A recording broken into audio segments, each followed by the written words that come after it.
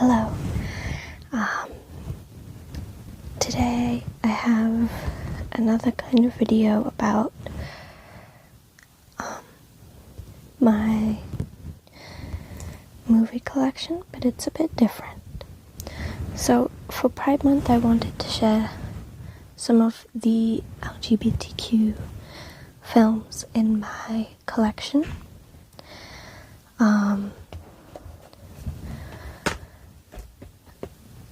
These aren't in any particular order. It's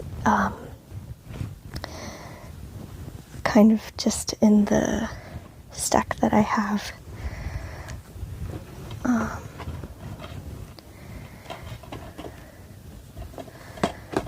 The first one is But I'm a Cheerleader, which is an amazing rom-com. It's starring Natasha Lyonne and Clea Duvall. RuPaul is in it. It's very, very funny, but it's also quite heavy at times because it's about conversion therapy and self-acceptance. The production design and costuming on this film is kind of incredible. Everything is very colorful, monochrome in each scene. There are scenes where everything is pink and everything is blue, and then there are pops of green and orange. It's kind of incredible. There are very few films that look like this, and it's fantastic. And it's a good rom-com. I love this film. Another film I have is Jennifer's Body, which is a sort of horror comedy satire directed by Karen Kusama and written by Diablo Cody. And it stars Megan Fox and Amanda Seyfried, obviously. And it's about a girl who is assaulted and possessed by a sort of demon that makes her eat boys. And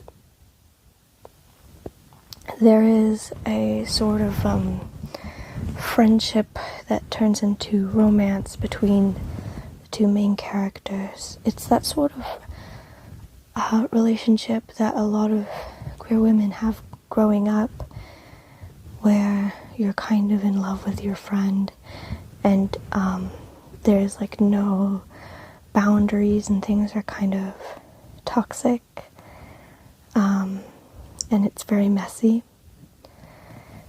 and it's very that.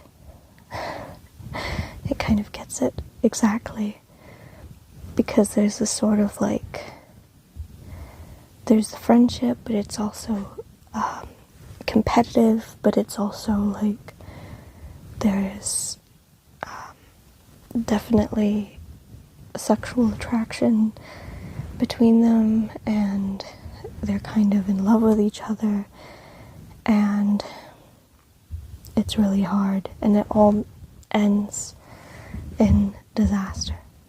But also, it's like a really fun horror movie. Horror comedy.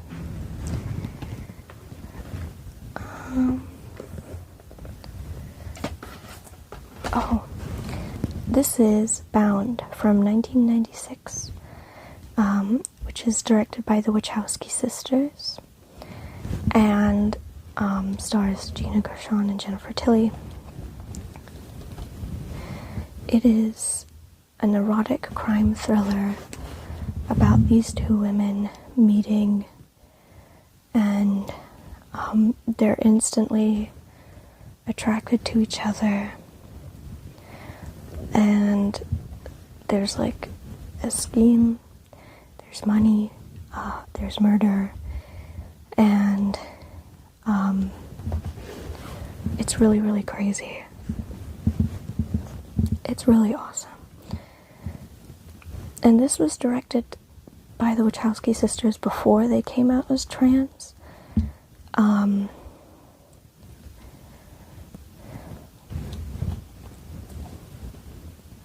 But I think you can kind of tell that it's women directing it. Like, maybe people should have known. I don't know. I have this edition of The Color Purple. It's like silhouette.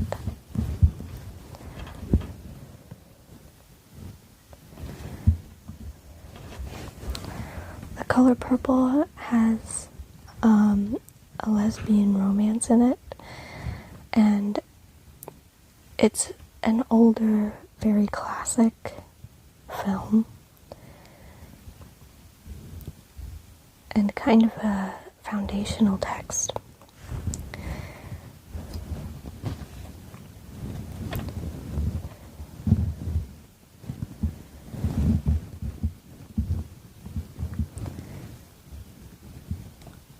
I think they also have like a musical for this movie now.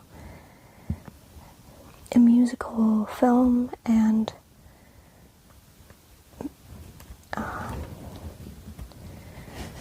I think Taraji P. Henson was in it.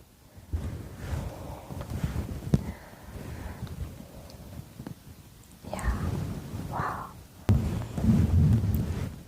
There's a lot of like cruelty and pain that is overcome with love. I feel like that's a common theme here.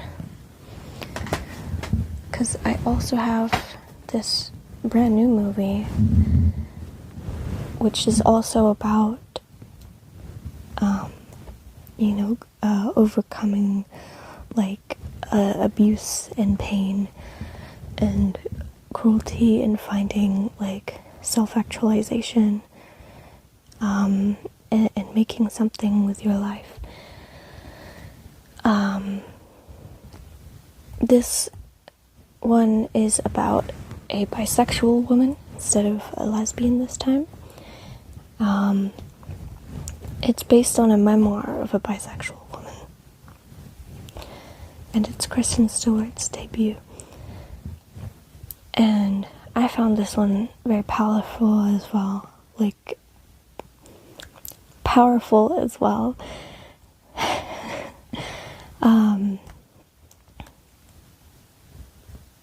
It's definitely a hard watch as well.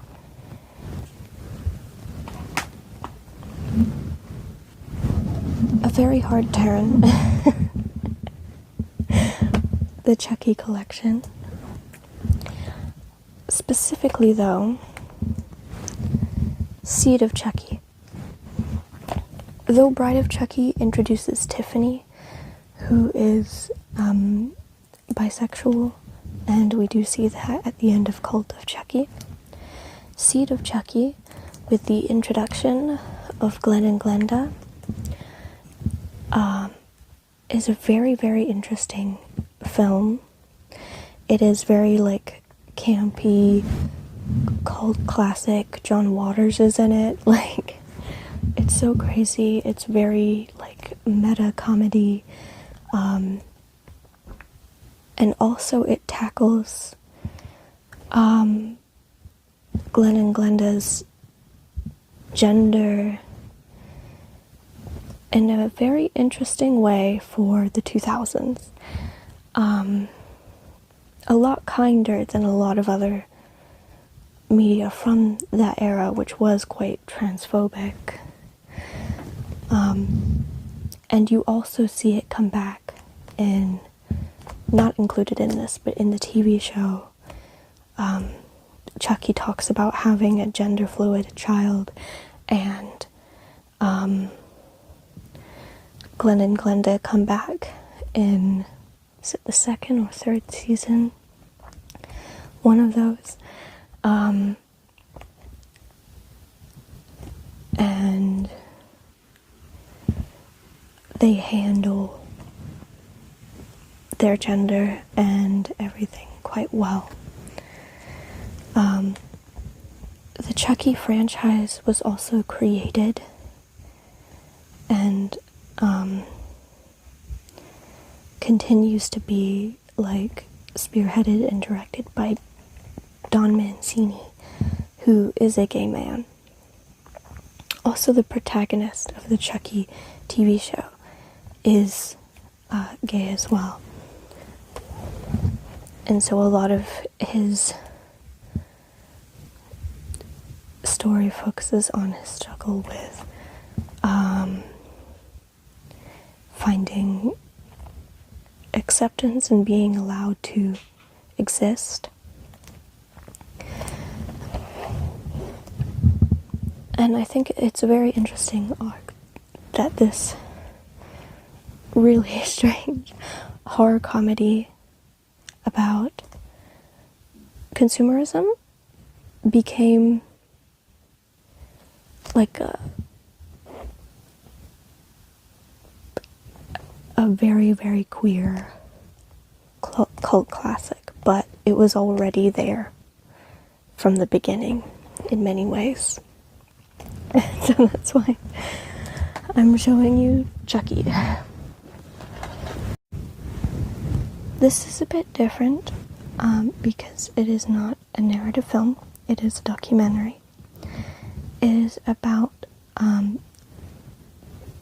the queer history of Hollywood cinema, and it is based on the book of the same name, The Celluloid Closet, and it's narrated by Lily Tomlin. This documentary covers like a lot of different films and like secret lesbian and gay things that are happening, stereotypes, coding, Hays Code, like everything from the beginning to about the 90s, I think, when this was made. The 20th century, basically. It's a very interesting documentary. I was first shown this in college when I studied film, and we looked at queer film and the queer gaze. So that was very, very interesting.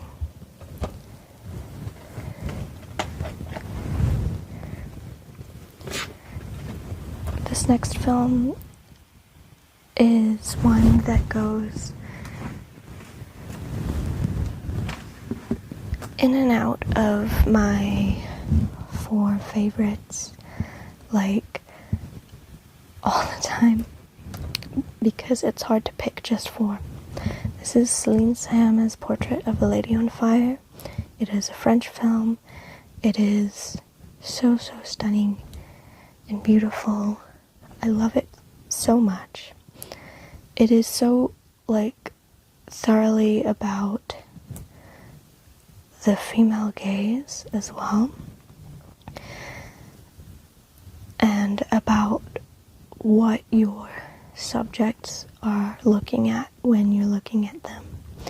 It's also about, like, this romance that is so doomed, so tragic. It's compared to Orpheus and Eurydice in the narrative. It is so perfect. It's also such a sensory experience with the cinematography, with the sound, with the music. I can't listen to Vivaldi, Four Seasons, Winter normally anymore.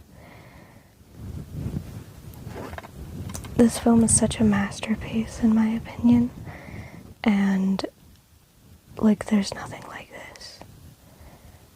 And it's also,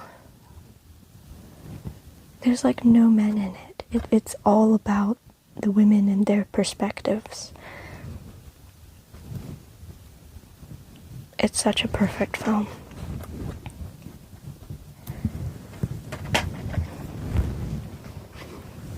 This This is another lesbian film.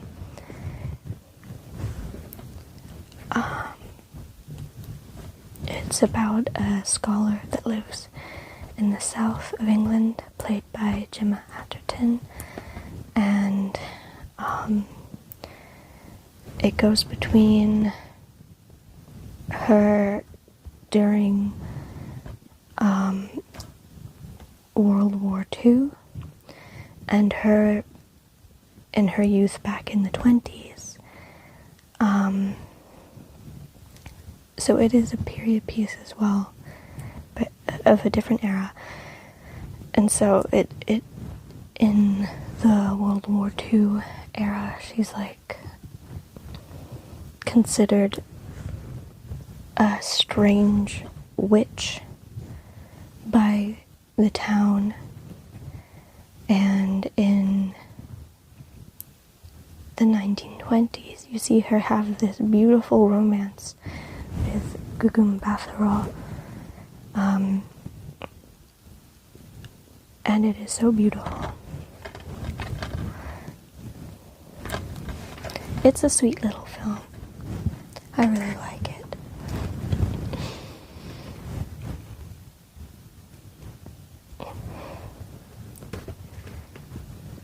And it's also got that sort of like found family thing people like, as in the Second World War, because she lives in a rural area, she's having to take care of a kid that's been evacuated from the city. So that's something. This one is a very different kind of film. This is Yorgos Lanthimos' The Favorite. I can't remember if this was my first film of his or if it was The Killing of a Sacred Deer. It might have been The Killing of a Sacred Deer. But I really love this one. It stars Olivia Colman as Queen Anne and Rachel Weisz as her favorite, and Emma Stone as the woman who is trying to become her favorite. If you know about some of the queer monarchs that England has had, and the way they've had favorites as a sort of like a way to have a lover in their court. It's very interesting. This film is like a sick, twisted comedy, and of course it's quite doomed. It's quite fun.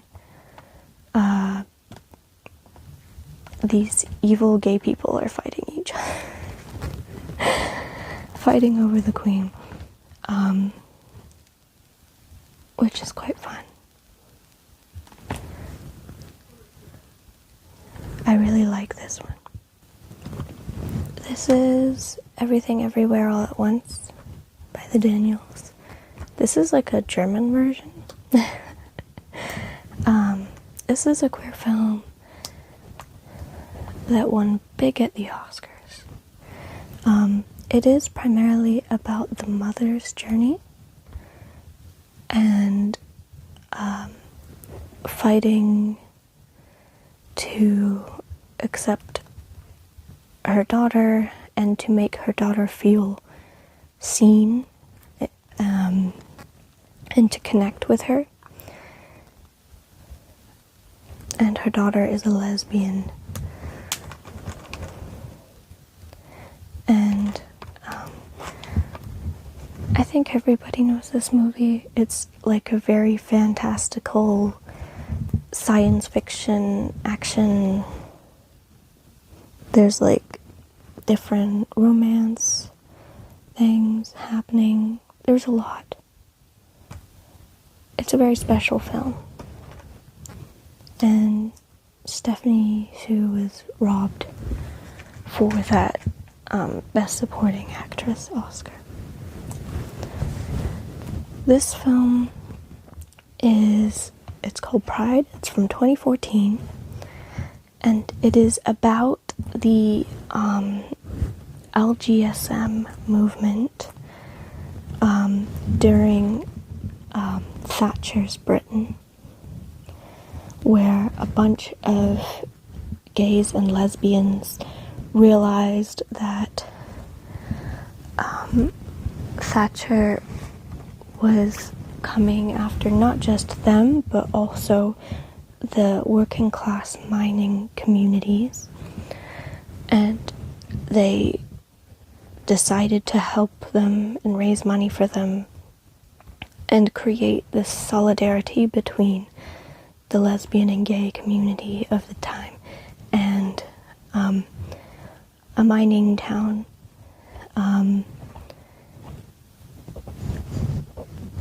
This is about a specific mining town in Wales, I believe, as well.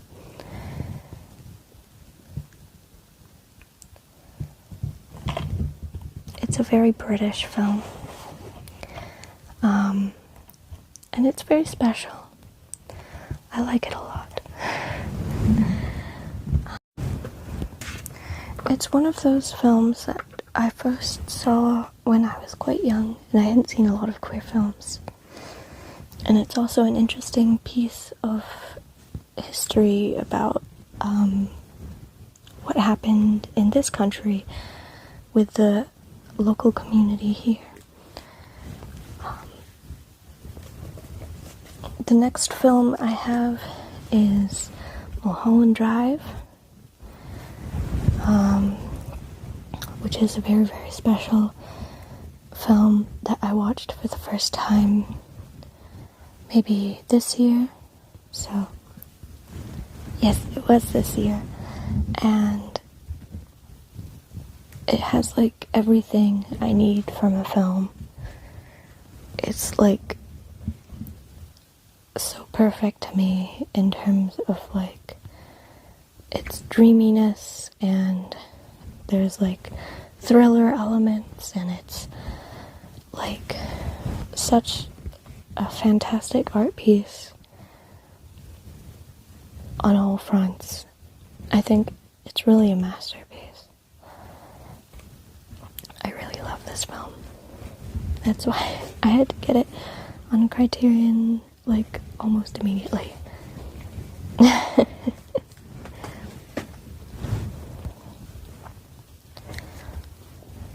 The Birdcage is a film I watched for the first time recently. And it's very interesting because it's older, it's from the 90s, and it still resonates, I think, in the way that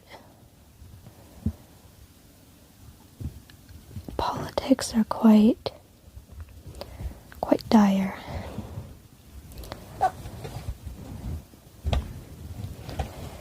It's such a fantastic film with such a star-studded cast. I think it's so perfect, and I think it's my favorite Robin Williams role. I think it's so great.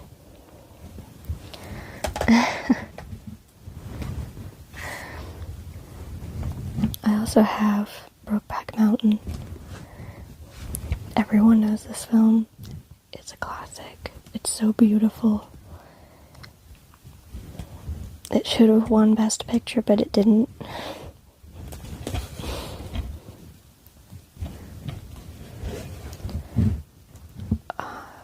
Heart-wrenching, but very, very, very good.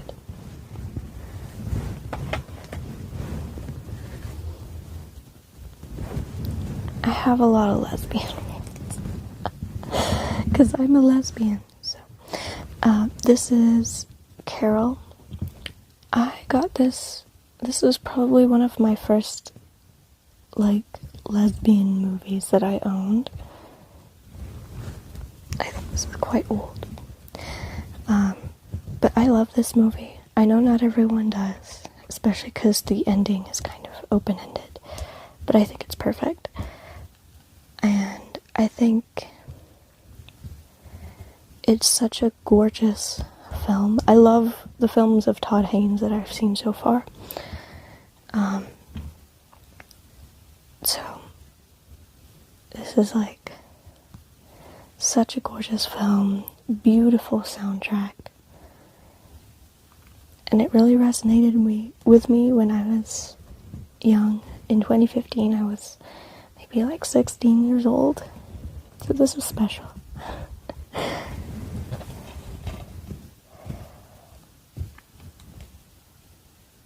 It's such a gorgeous film. Next I have Love Lies Bleeding. I think this one is so underrated. This is by Rose Glass. It's her second film. Her first film is a little bit gay, but not that gay. But also really good. It's more of a horror, like psychological horror film. But it's very, very good. It's called Saint Maud. I really recommend it. But anyways, Love Lies Bleeding is so good. It's Kristen Stewart and Katie O'Brien. And it's an action thriller that gets a bit surreal at times, a bit dreamlike at times. And it's so like hot and sexy and nasty and disgusting and like bloody, and it's like, you know, a fast-paced crime thriller. It's very, very awesome. I love this film. I think more people should see it. More people should see Bound as well. Just some really underrated films. Another kind of crime thriller, but I think every queer person knows, every lesbian, every bisexual knows this movie, The Handmaiden by Park Chan-wook. This is, I think, my favorite Park Chan-wook movie.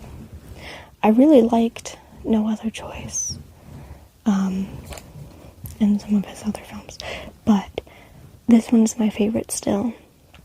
It's so, so good, so, so special. It's so gorgeous. And I think adding that new context of the Japanese occupation of Korea makes it so interesting. So even though it's an adaptation of Fingersmith, it brings something so new and so interesting. There's a lot that's really, really cool about this film. Is this the last one? This seems to be the last one, which is Crash. This one's a little bit queer. It's quite but it's more so sexually deviant. This is David Cronenberg's masterpiece, in my opinion, about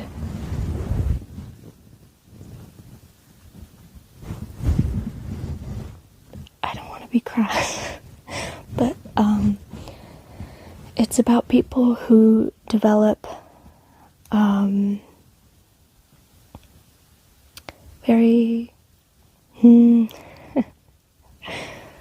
it's about people who get into car crashes and find that their sexuality changes, and there are certain things that turn them on now that didn't before. And this guy, played by James Spader, of course, goes and joins a group of other people who this has happened to, and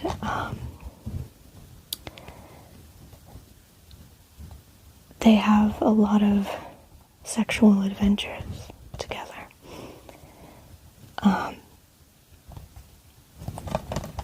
And it is bisexual.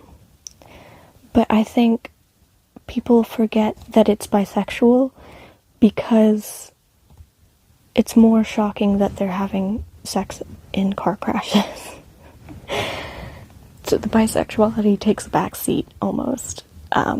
But, unintentional joke. A literal backseat to the car crash sex that happens in this film. And the sex with body parts that are usually not used for sex. I'll leave it at that. I love this film. I think it's fantastic. And so awesome. Yeah. Thank you for watching my video. Happy Pride, and do something nice for a lesbian or trans person today, okay? I'm kidding, but I'm not.